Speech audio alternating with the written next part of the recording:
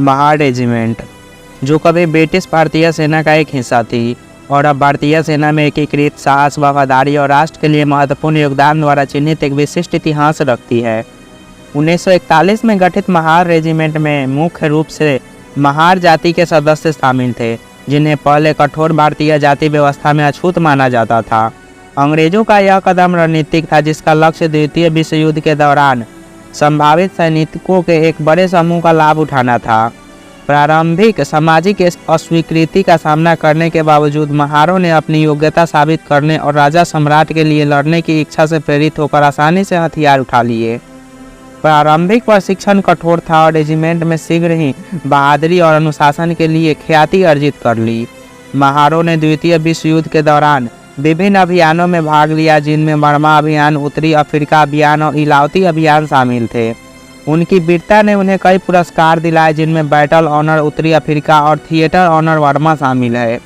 स्वतंत्रता के बाद महार रेजिमेंट भारतीय सेना में निर्बाध रूप से एकीकृत हो गई। उनकी बहादुरी और बलिदान को कई पुरस्कारों से मान्यता दी गई है, जिसमें 1962 के युद्ध के दौरान हवलदार लक्ष्मण गुरंग को दिया गया परमवीर चक्र भी शामिल है। महार रेजिमेंट की कहानी सैन्य उपलब्धियों से कहीं आगे है। यह समावेशिता और जातिगत बाधाओं को तोड़ने पर एक शक्तिशाली सामाजिक टिप्पणी का प्रतिनिधित्व करता है। उनकी सेवा में सामाजिक पूर्वाग्रहों को चुनौती दी और साबित किया कि जाति नहीं, योग्यता किसी भी व्यक्ति की क्षमता को परिभाषित करती है।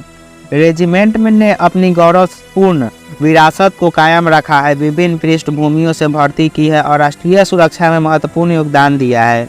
महार रेजिमेंट ने याद कर भगत पुराना का आदर्श वाक्य अपनाया, जो उनके पूर्वजों की विरासत को बनाए रखने की उनकी प्रतिबद्धता को दर्शाता है।